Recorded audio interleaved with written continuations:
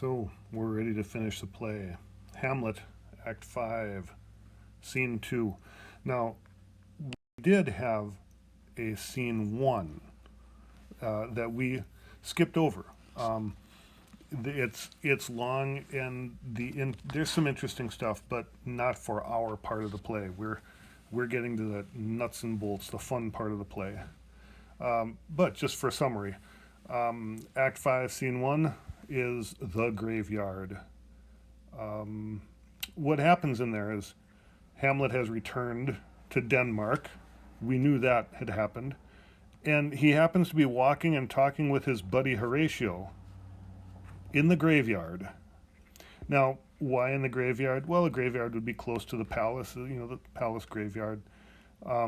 So it's not a huge coincidence that they would be walking in the graveyard, but it's a bit of a coincidence that there is a grave being dug in the graveyard at the moment they're walking through. And so Horatio and Hamlet sit and chatter with the smart aleck gravedigger. In the play, the gravedigger is actually identified as the clown. There are two gravediggers. They're Clown 1 and Clown 2. And in Shakespeare's theater, you would have the bit players. There's always somebody that would be the comic, the clown. And the clown's role in this play is to be the gravedigger. So he's sort of a smart aleck, sort of a sarcastic, mocking the dead kind of guy. You might ask, whose grave is it that he's digging? Oh, goodness. Yeah, that's right. Ophelia is dead. Okay. Well, that's going to be awkward. So, a small funeral party, including Laertes and the king and the queen, arrives to bury poor Ophelia. There's some comment about how her death is suspicious. It was kind of suicidal, so her funeral is small and a bit improper. But while that's going on, Horatio and Hamlet are actually hiding in the trees, and then Hamlet jumps out. So Laertes is wailing about how sad he is that his sister is dead, because now his father is dead, his sister is dead. Hamlet hears this and he gets insulted, and he jumps out and wails about how sad he is. Well, Laertes almost loses control, okay? And they start fighting a little bit, but they get broken up, and the king says, someone get Hamlet out of here. Laertes, come to the castle. We have a way of dealing with this. And that sets us up for the final scene of the play. Now, there are parts of this scene that we're going to spend more time on, parts we're simply going to listen to with some highlights. To begin with, Horatio and Hamlet are talking about what happened on the ship, the pirate attack, for example. But there is something that goes on that is important on the ship other than the pirate attack. So let's listen for a little bit, and then we'll stop when the important part comes about what we definitely want to pay attention to. So, starting with Scene 2. So much for this, sir. Now shall you see the other? You do remember all the circumstance? Remember it, my lord? Sir, in my heart there was a kind of fighting that would not let me sleep. Methought I lay worse than the Mutins and the Bilbos. Rashly, and praised be rashness for it. Let us know our indiscretion sometimes serves us well when our deep plots do pall. And that should learn us there's a divinity that shapes our ends, rough hew them how we will. That is most certain. Up from my cabin, my sea gown scarfed about me, in the dark groped I to find out them.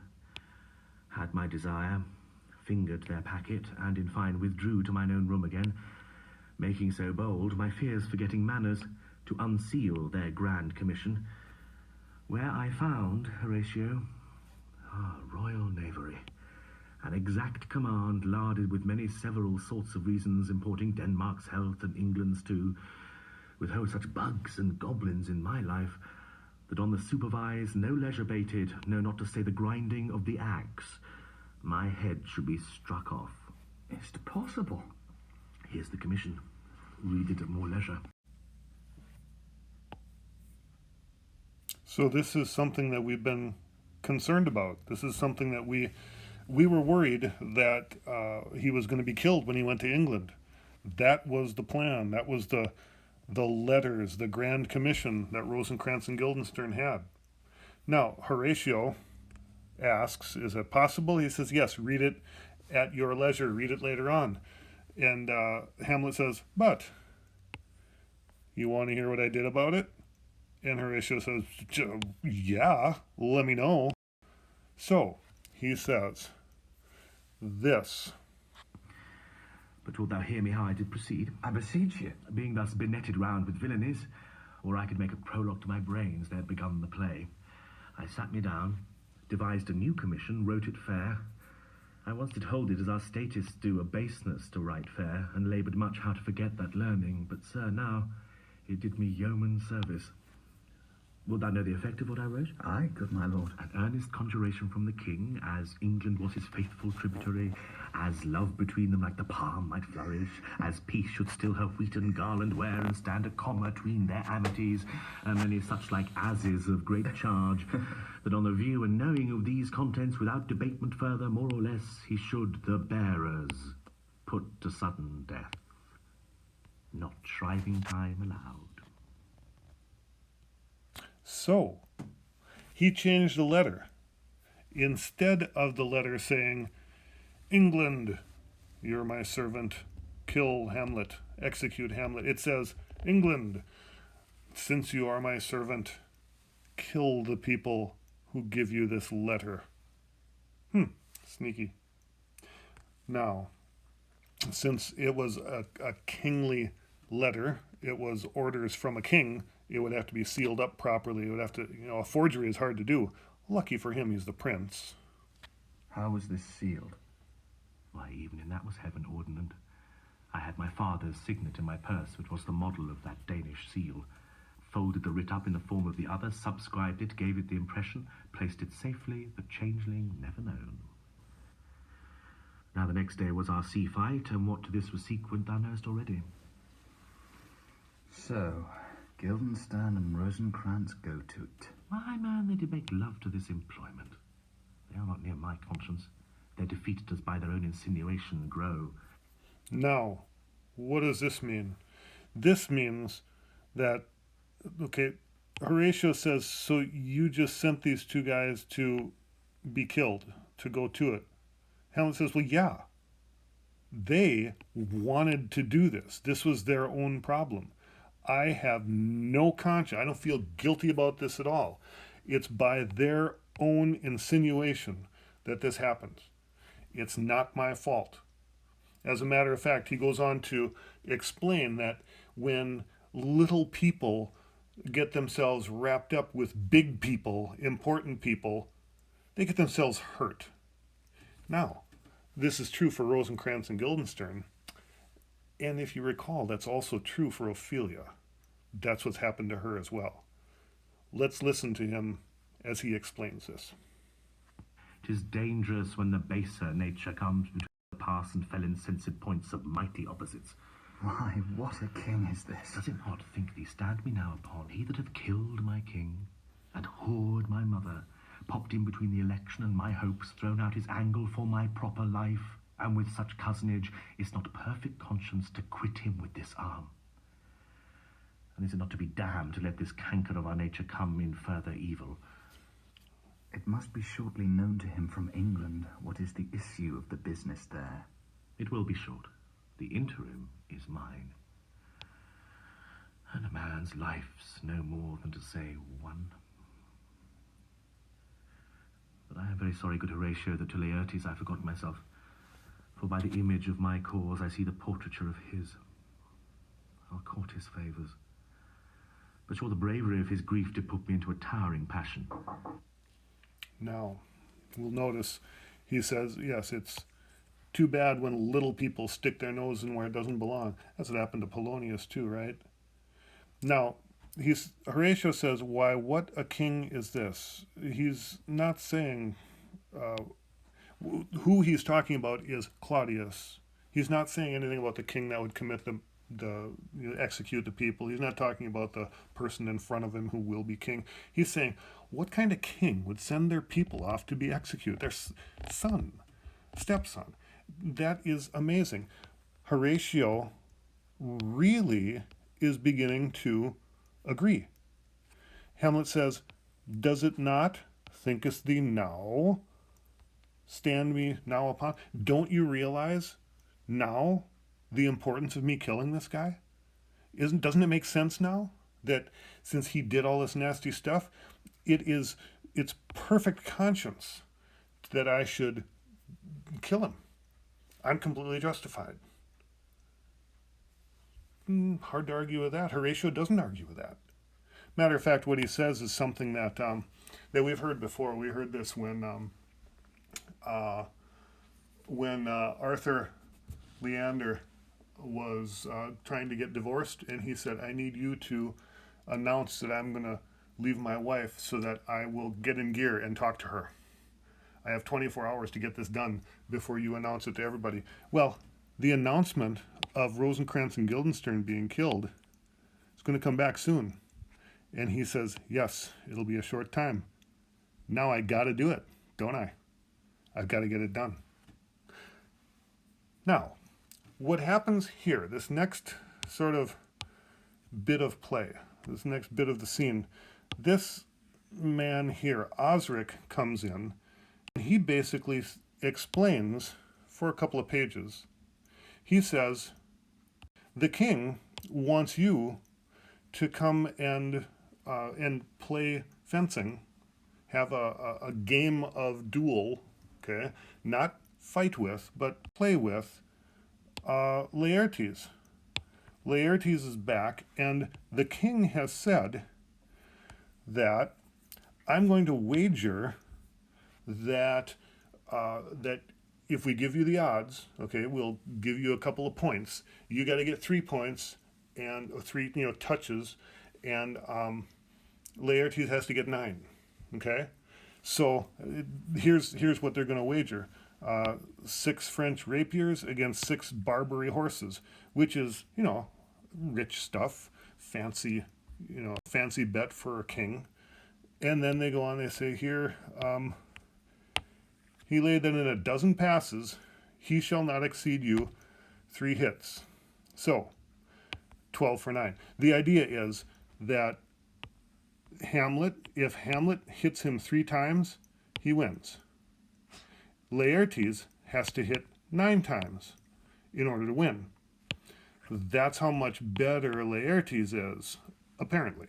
Okay, so that's the bet. Now, Osric says, how should I tell the king? Are you ready to go and play? And Hamlet says, okay. He says, "I will walk here in the hall. If it pleases his majesty, 'tis the breathing time of day with me. Let the foils be brought, and the gentleman willing, and the king hold to his purpose. I will win for him if I can.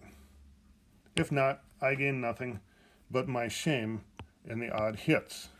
So he's saying, sure, I'll do this because I don't know, what do I have to lose?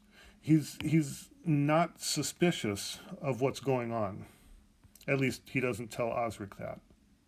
So Osric says, "Shall I redeliver you even so?" "Yes, to this effect. Go and tell the king." Okay? And Osric leaves. Now, at this point, we start here. Okay?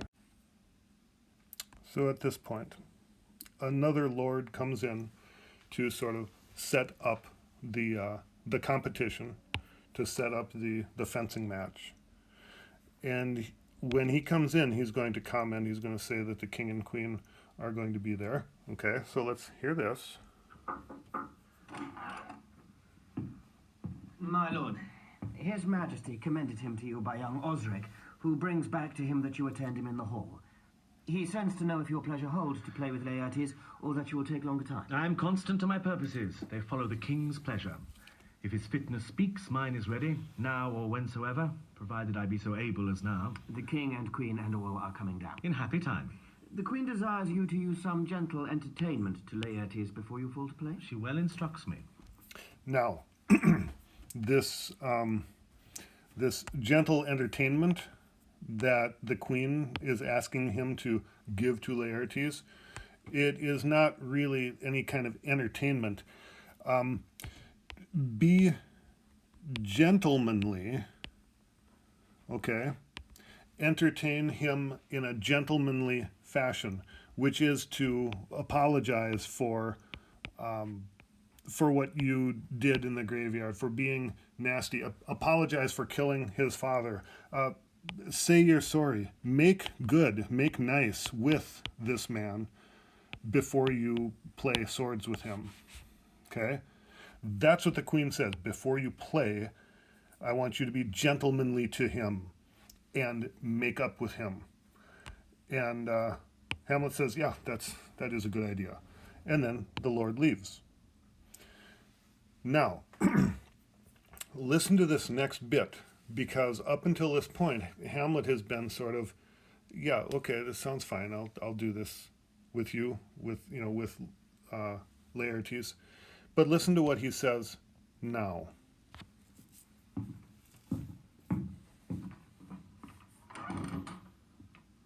You will lose this wager, my lord. I do not think so. Since he went into France, I have been in continual practice. I shall win at the odds. But thou wouldst not think how ill all's here about my heart. But it is no matter. Nay, good my lord. It is but foolery, but it is such a kind of gain-giving as would perhaps trouble a woman. If your mind dislike anything, obey it. I will forestall their repair hither and say you are not fit. Not a whit, we defy augury. There is special providence in the fall of a sparrow.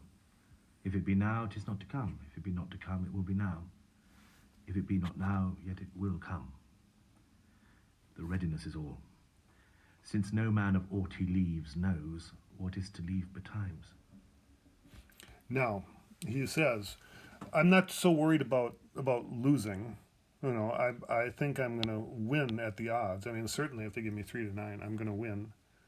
But, you wouldn't think so with how ill it is about my heart, with this sort of bad feeling I have about this. It's almost a Star Wars thing, right? You'd think that this bad omen, this bad feeling I have, geez, it seems like I'm going to lose. But, that's not really, I'll do fine. I'll do fine. Nay, my good Lord, you don't.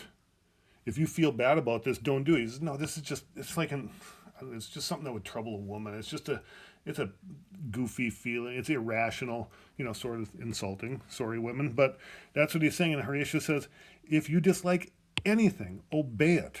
I will simply have them put this off. And he says, nope, not at all.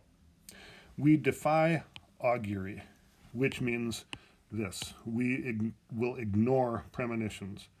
I'm not going to believe bad juju, bad feelings. I'm not going to go with some spiritual indication of what's wrong. Wait a minute. Aren't you listening to a ghost? Okay, that's fine. Okay, we'll let you have that one. But what he does say is interesting here. He says, if I don't die now, I'll die later. The readiness is all. Since no man has aught of what he leaves, what is it to leave betimes? Betimes means now. Okay. The readiness is all. My dad wasn't ready. That's the problem he has. If I'm ready to go, then why not do it now? That's fine with me. And I have justification for what I'm doing. I'm okay with what I'm doing. I'm ready to meet my maker. I'm ready to answer for my deeds, right? So, when he says this, it's like there's no reason to not go. It's almost like when he said about the ghost, my soul is eternal. and I don't care about my life, so I'm going to chase the ghost. Here he's saying, well, I'm ready to die, so whatever, I'll go and do this little competition. Remember, they're not dueling to the death. It's just that he's going to do something a little bit dangerous. That's what Horatio's anxious about.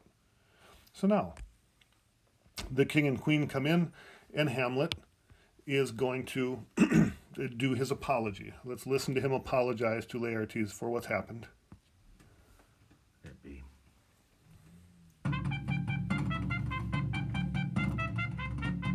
That's the noise of the king and queen and everybody entering. I mean, they are a king and queen, of course.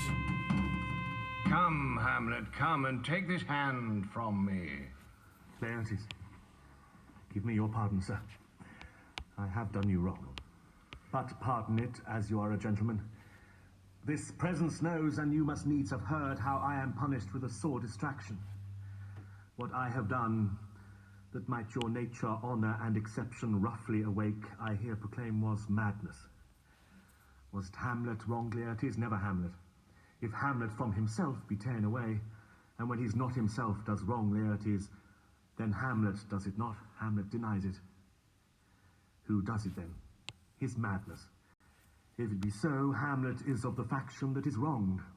His madness is poor Hamlet's enemy. Sir, in this audience let my disclaiming from a purposed evil free me so far in your most generous thoughts that I have shot my arrow o'er the house and hurt my brother. Now, you notice what he's saying here. He's saying that my madness is my enemy. I'm not really responsible for this, is what he's saying, which isn't really an apology. It's more like, don't blame me. Now, he's acting sincere, okay? But it's not really the kind of apology that's going to mean anything to Laertes, right? I mean, he says, I was acting, you know, I have this problem and it's making me act crazy. And so while I was acting crazy, I killed your dad. Well, yeah, so you still killed my dad. Now, Laertes' response is, there's two parts of it. I'll let him say it, and then I'll talk about the two different parts of it. I am satisfied in nature, whose motive in this case should stir me most to my revenge. But in my terms of honour, I stand aloof, and will no reconcilement till by some elder masters of known honour I have a voice and precedent of peace to keep my name ungored. But till that time, I do receive your offered love like love, and will not wrong it. I embrace it freely, and will this brother's wager frankly play. Give us the foils, come on. Okay. Now, specifically, the answer that he gives is important because he says, I am satisfied in nature. Basically, I'm okay. Thank you for your apology. I'll believe you. This is what would make me most vengeful. Okay, that's like my emotional part. However, just so we're all clear about this, in my terms of honor, I stand aloof. Now, what he's talking about is, he's talking about Danelaw. Danelaw is the money that a killer owes a family if he kills someone in that family. Every human being in the Danish kingdom, in Danish tradition, has a price on their head. Okay, someone might be worth, I don't know, 500 crowns, or someone might be worth 1,200 crowns. Okay, crowns are Danish money. This person would be, I don't know, let's say a farmer. This person might be a merchant, someone who has more money, or maybe a scholar might be worth, 3,000 crowns, something like that. And so what he's saying here is, in terms of honor, just so you know, I am still going to meet with the elder masters and talk to them and figure out how much I am owed. Now, there's kind of a reason why he would do this. If you think about it, he's going to be literally holding a knife to Hamlet's throat in a minute. I mean, that's what they're doing. They're taking weapons at each other. And then he's going to kill him accidentally. You see. So, if he makes it clear that I am going to deal with my money after we do this, he has a reason to not want to kill Hamlet. He's covering his motivation. This is what makes it seem innocent. Why on earth would I kill the guy who's going to pay me for the Danelaw, pay me the money that he owes me for killing my father? You see, this is sort of a covering his own, keister. Okay? People wonder why this is in here. That's what makes sense. Hamlet then says, sounds good to me. Let's give us the foils and come on. Let's play. Okay. Now, from this point on, they're going to be talking back and forth about, the sword fighting. I will let some of it go by just so you can hear what's going on, and then I'll stop when it's important. Come, one for me. I'll be your foil, Laertes. In mine ignorance, your skill shall, like a star in the darkest night, stick fiery off indeed. You mock me, sir. No, by this hand. Give them the foils, young Osric. Cousin Hamlet, you know the wager. Very well, my lord. Your grace has laid the odds of the weakest. I do not fear it. I have seen you both. But since he is bettered, we have therefore odds. This is too heavy. Let me see another. This likes me well. These foils have all a length. Aye, my good lord. Set me the stoups of wine upon that table. If Hamlet give the first or second hit, or quit in answer to the third exchange, let all the battlements their ordnance fire. The king shall drink to Hamlet's better breath, and in the cup an union shall he throw, richer than that which 4 successive kings in Denmark's crown have worn. Give me the cups, and let the kettle to the trumpet speak, the trumpet to the cannoneer without, the cannons to the heavens, the heaven to earth. Now the king drinks to Hamlet. Come, begin. And you, the judges, bear a wary eye. Now, hopefully that's obvious. This pearl that he's gonna drop a pearl into the drink. He hasn't yet. He's now drinking, and he says, when you need a drink, you get this pearl. I'll drop it in there. You got to guzzle it down, and you get the pearl. Just like a drinking game. Again, because the Danes, we've heard, are considered to be drunks by the people around them. So now let's see them go at it. On guard. Come, my lord.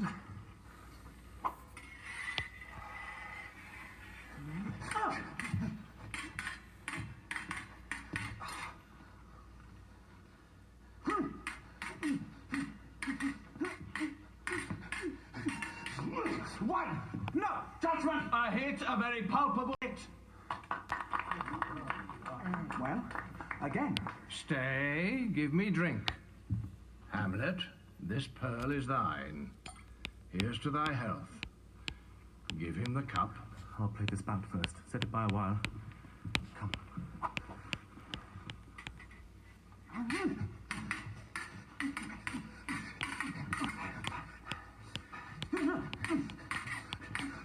Another hit. What say you? A touch? A touch, I do confess it. Our son shall win. He's fat and scant of breath. Here, Hamlet, take my napkin, rub thy brows. The queen carouses to thy fortune, Hamlet. Good madam. Gertrude, do not drink. I will. Wait a minute here. Okay, so mom says, Hamlet, you're fat. Here, take my napkin, take my hanky, rub your brow. The queen carouses to thy fortune, Hamlet. Carousing is literally taking a drink. I'll drink to my son. Well, guess what is in the glass of wine sitting there on the table? And Hamlet says, oh, thanks, Ma, you're such a trooper. And the king says, wait, don't you, no, and she Now her response is, I will, pray you pardon me. If the king says don't drink, you don't drink, even if you're the queen. But she is drinking to her son, so she says, oh, come on, honey, I'm just going to have a drink for my son. Guzzle, guzzle, guzzle. Shucks. But she doesn't know anything has happened yet. Oh, my lord, I pray you pardon me. It is poison cup. It is too late. I dare not drink yet, Madam by-and-by. Come, let me wipe thy face. My lord, I'll hit him now. I do not think. And yet it is almost against my conscience. Come to the third, Laertes. You but dally. I pray you pass with your best violence. I am afraid you make a wanton of me. Say you so? Come on!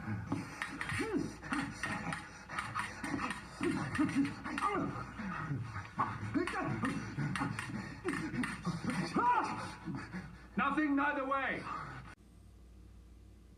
Now, hopefully you noticed that when the king realizes that his wife is poisoned, he sort of loses his steam.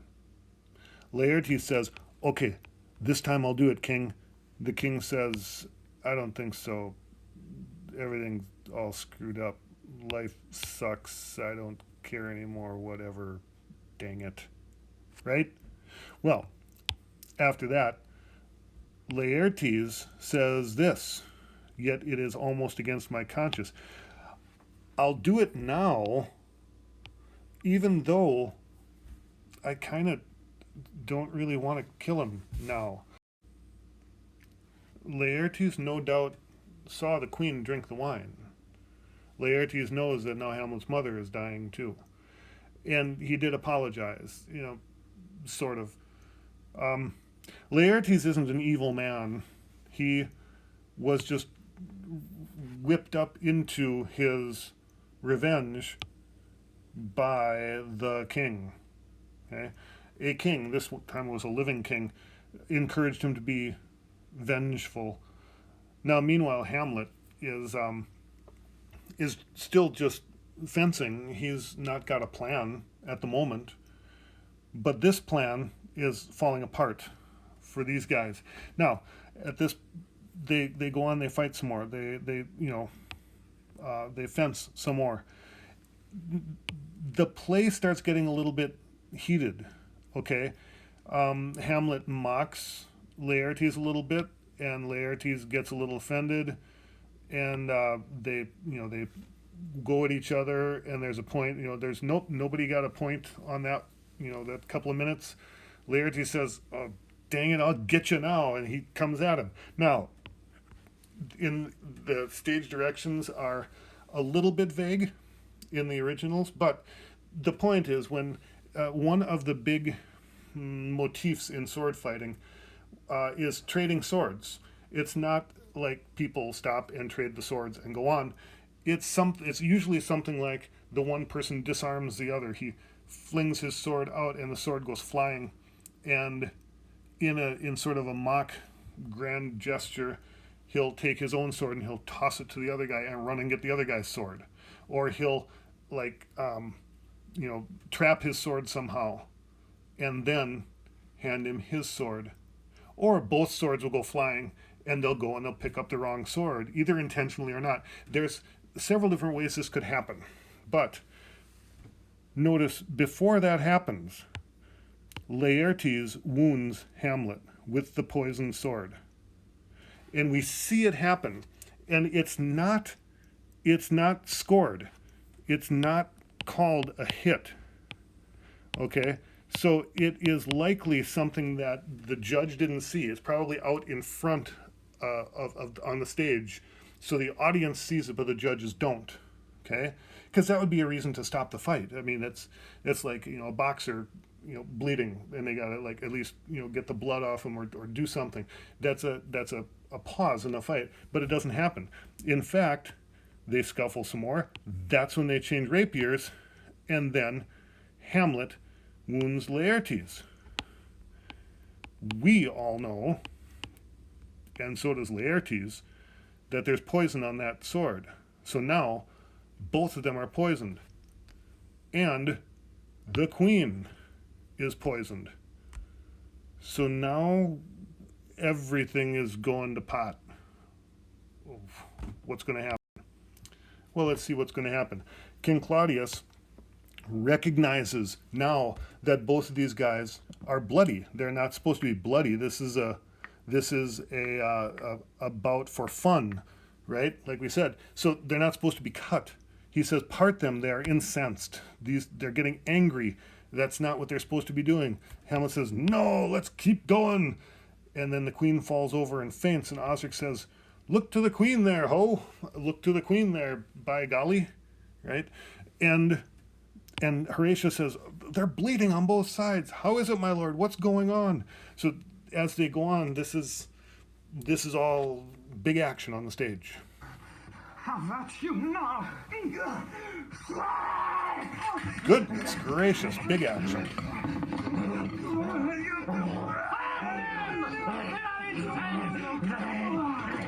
Come again.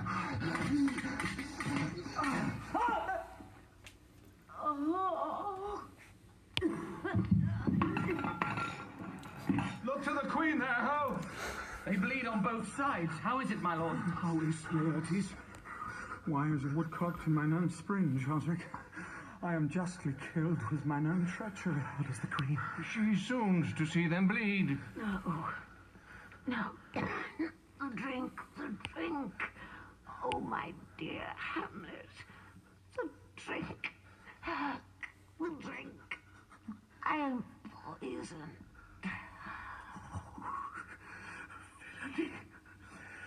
Oh, let the door be locked! Treachery, seek it out! It is here, Hamlet. Hamlet, thou art slain. No medicine in the world can do thee good. In thee there is not half an hour's life. The treacherous instrument is in thy hand, unbaited and envenomed. The foul practice hath turned itself on me. Lo, here I lie, never to rise again. My mother's poisoned. I can no more. The king's to blame. Ooh. Well, there's the whole thing. Okay? The queen falls over. She falls and faints, and they said, what's wrong with the queen? The king says, oh, she's just fainting at the sight of blood. Nope. I'm dead. And then she dies. Okay? She actually is, she's poisoned. Now, Hamlet says, he shouts out, lock the doors, treachery. Laertes says, no. Let me explain. You're poisoned because I poisoned you. He's already set up here. Laertes is set up here that I'm killed with my own treachery. Okay? He says, you're slain. There's no medicine that can heal you. And the foul practice turned itself on me. Here I lie, never to rise again. Your mother is poisoned. I can't tell you any more. The king. The king's to blame. Well, it looks like Hamlet's going to get his opportunity to kill the king. Which is what he does. He says, wait, what? This sword has poison on it? Well, then let's use it up, shall we? Point. Envenomed too. Then venom to thy work. Oh, yet defend me, friends. I am but hurt. Thou incestuous, murderous, damned Dane, drink off this potion. Is thy union here? Follow my mother.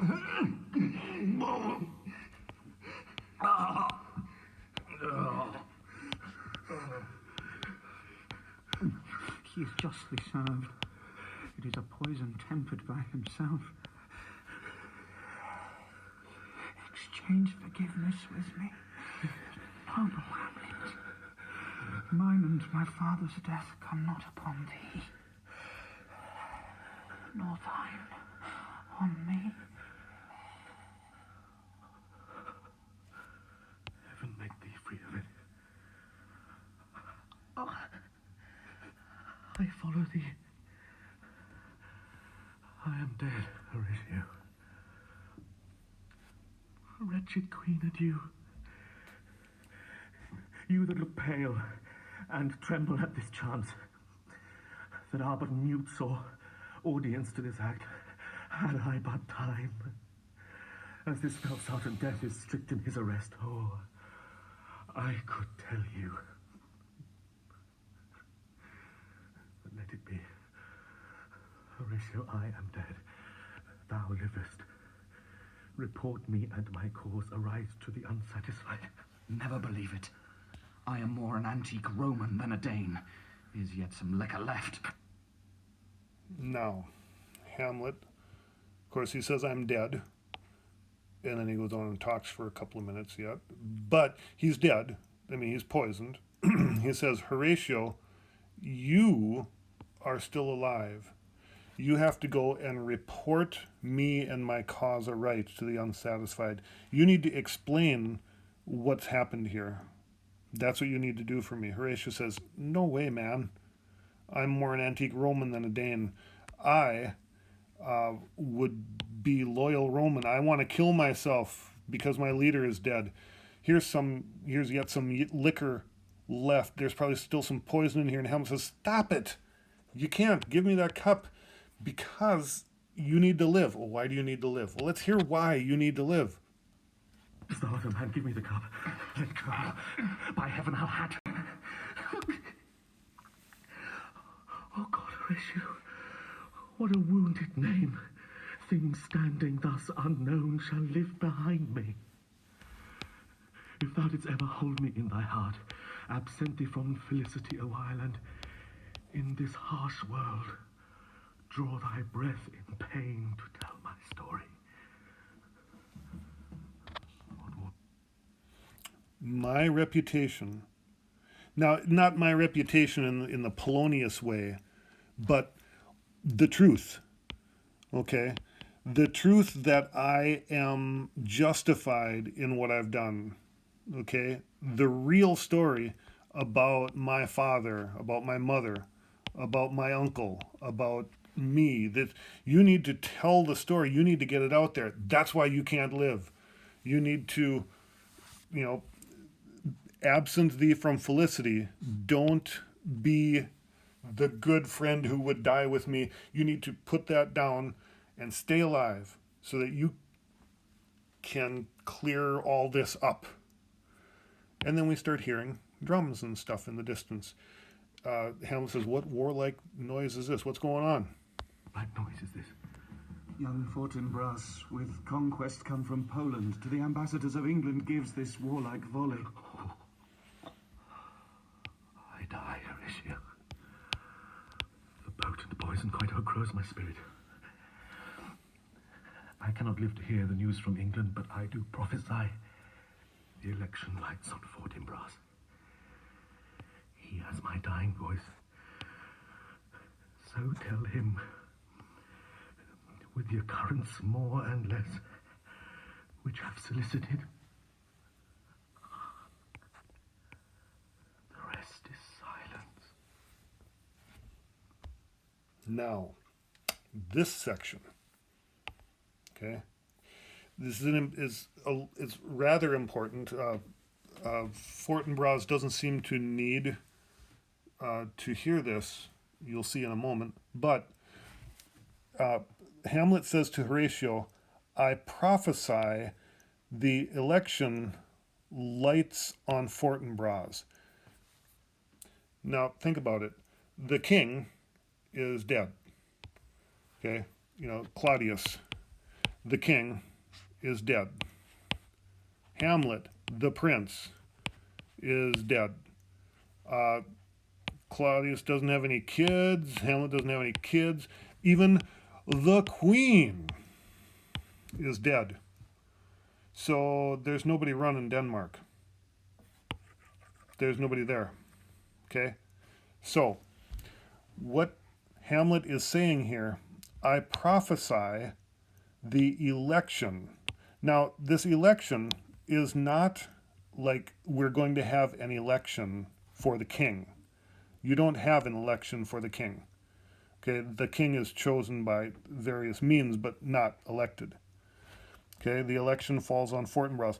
Election is the bestowing of the crown. He is of the elect. He is a person who receives the crown because he is elect. He's not elected. He is elect. He is the royalty who receives the crown. And he says, Hamlet says, you tell that to Fortinbras and tell him he has my dying voice. I agree. I go along with this, that Fortinbras gains Denmark. I'm good with that. And then tell him all the other things that happened, bigger and smaller that I've said, and now I die. Finally he dies. Okay. Let's hear Horatio's response, and then we'll hear Fortinbras, and we'll hear the guy from England who comes. Now cracks a noble heart. Good night, sweet prince, and flights of angels sing thee to thy rest. Why does the drum come hither? Where is this sight? What is it you would see?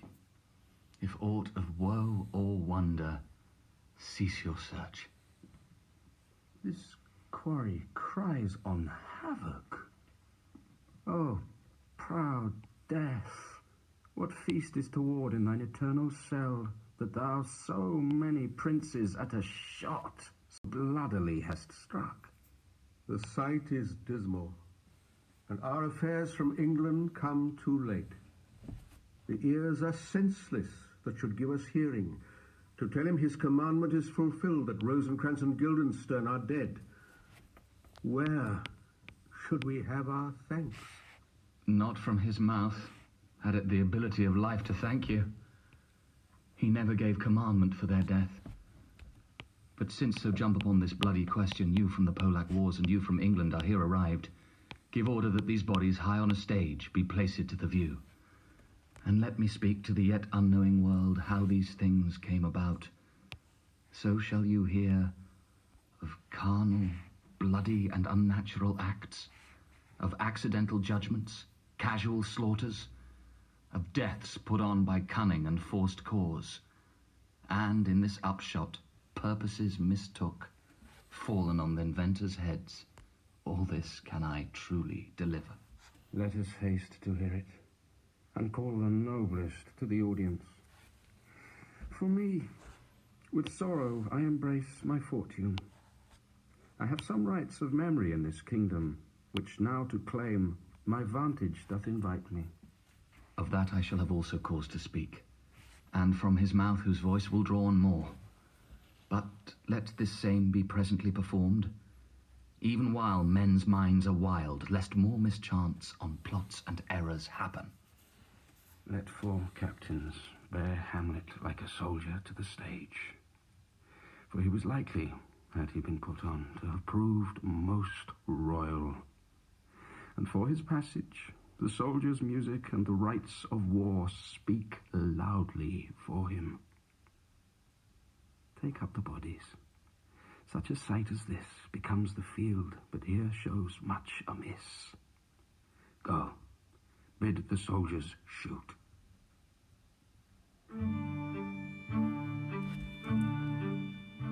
So I didn't turn the page right at the end there, just because I wanted to hit this first. At the end, he simply says, let's have a salute, let's carry the bodies out. But you notice, before Fortinbras says any of that stuff, he does say, yeah, come to think of it, I'm going to embrace my fortune. I have some rights in this kingdom, don't I? I'm going to claim them now. Now, this actually sounds similar to the way Claudius sounded at the beginning of the play, right? He says, I have to, think of the tragedy that's happened, okay, but I am going to embrace my fortune. I have to do the thing that I'm responsible for. I have to become the king of Denmark. Okay. All right, so now that I'm the king, what the heck is going on? Now, Horatio says, yes, I'm going to talk about that. I also, Hamlet's going to agree with that. I'll tell you that. But I'm going to give you all the stories. The prince says, okay, let's bear him to the stage. Let's, get the bodies together and let's hear what happened. Okay, take up the bodies. This such a sight as this, the way this looks is normal in the field of battle, but here it shows much amiss. It is clear that something has gone wrong here.